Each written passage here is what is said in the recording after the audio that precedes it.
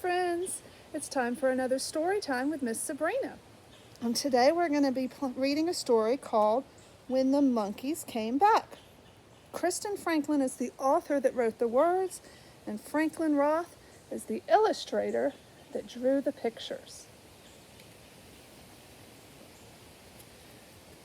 When the Monkeys Came Back. When Doña Marta was a very little girl, the valley was a peaceful place. Children giggled as they chased each other between rows of tall corn. Fathers whistled as they dug in the gardens. Mothers hummed softly as they wrapped black beans and cornmeal in banana leaves to cook. There was an old road in the valley, but it was an ox cart road, an open place for meeting friends or cousins, a nice place for walking, a sunny place for catching lizards. There weren't any cars at all. The valley was a quiet place, except when the monkeys called. Every morning and every evening, for as long as anyone could remember, the monkeys announced the changing of night into day, the changing of day into night.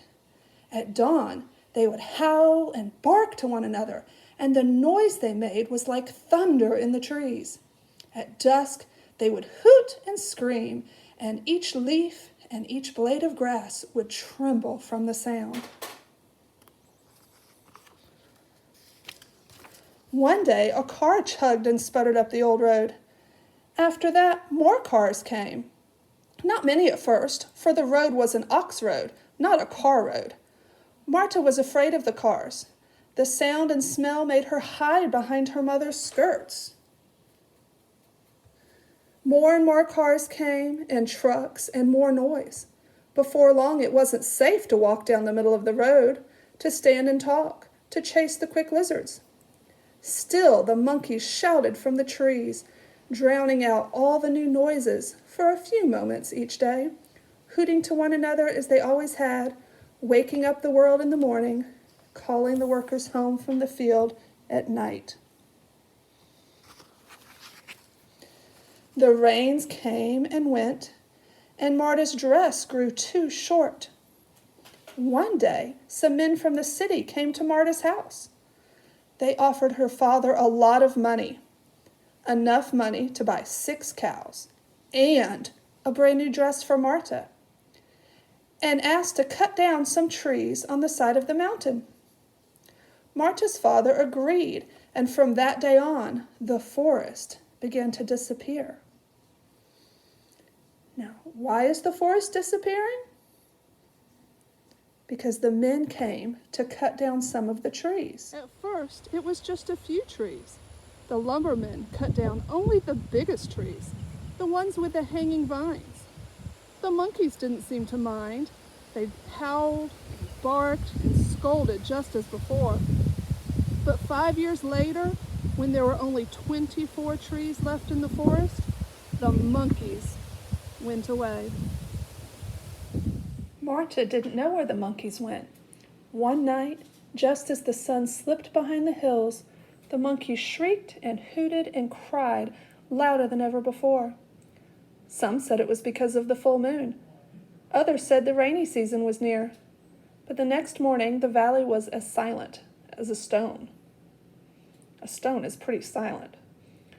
Over the next several years, the last of the trees was cut down. What had once been a forest was now covered with stumps and tangled brush. There were a few birds, but no monkeys. Most people forgot about the monkeys. They had roosters to wake them up in the morning, lamps to work by at night. But Marta didn't forget. When she was 15 years old, Marta married Emilio. Emilio worked for Marta's father, and when her father died, he left his farm to Marta and Emilio. "You have a lot of land now," said Marta one day. "I would like to have some of it for myself." Emilio laughed out loud, because in those days, women did not own land. "Soon we will have a family to feed," said Emilio. "After I plant corn and beans and squash, there will be nothing left over to give you. The rest of the land belongs to the cows."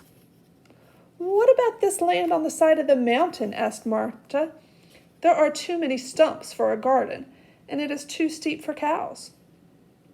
"That's true," agreed Emilio, and though it went against the custom, he gave the land on the side of the mountain to Marta.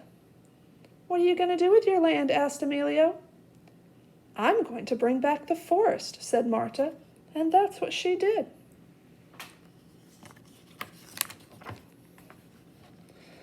Marta planted trees from the foot of the mountain all the way up as far as she could climb.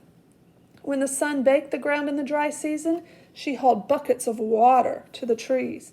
And when the hard rains washed the little trees from the soil, she gently replanted them.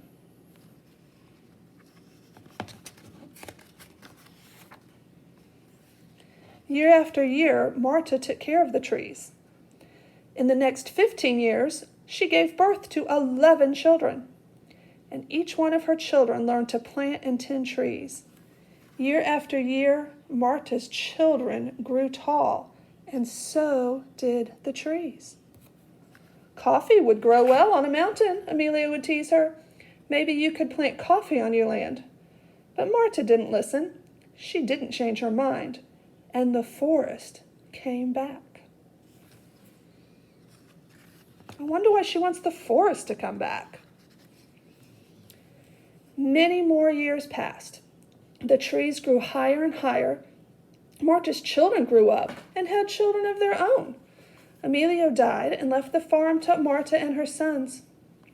And one day, Emilio was not a little girl anymore. She was an old Doña Marta. And one day, she took a walk down the road in the warm sunshine. The children greeted her as she passed. "Good morning, tree lady," they said. "Good morning," answered Doña Marta with a wink and an old smile. She leaned on her stick and stared across the valley. Do you know why those children called Marta a tree lady?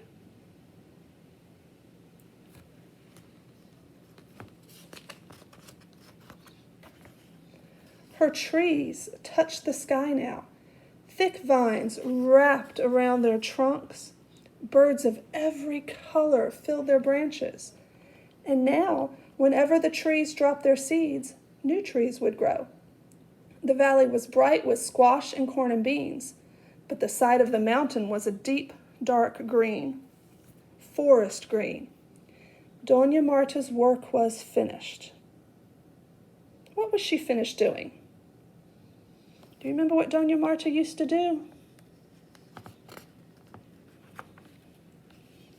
One night, Doña Marta couldn't sleep. As she lay in her bed, she listened to the sounds of insects, the twittering of the night birds. Out her little window, she watched the stars trail across the black sky. She watched the moon shadows shift and change in her room. As dawn approached, she heard the roosters begin to crow. And then she heard another sound. At first, it sounded like the barking of dogs. But soon the barking turned into howling, and the howling turned into shrieks, and the shrieks into shouts, and every leaf and every blade of grass trembled with the sound. Doña Marta hobbled to the window and leaned out. The dark air thundered with the sounds of monkeys hooting, howling, screaming from the treetops, waking up the whole world once again.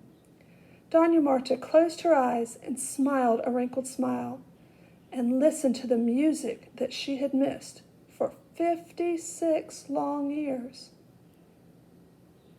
She had missed the sound of those monkeys for 56 years. Every morning now, old Doña Marta wakes up to the barking and scolding of the monkeys. And every evening, she waits for them to gather in the trees to shriek and howl and say goodnight. For a few moments, each morning and evening, the sounds of the monkeys drowns out all the other sounds in the valley. And for a few moments each day, it's as if nothing has ever changed. Look at Doña Marta's face. How do you think it makes her feel when she hears the monkeys in the trees? What do you think she hears? And what can she see? The end.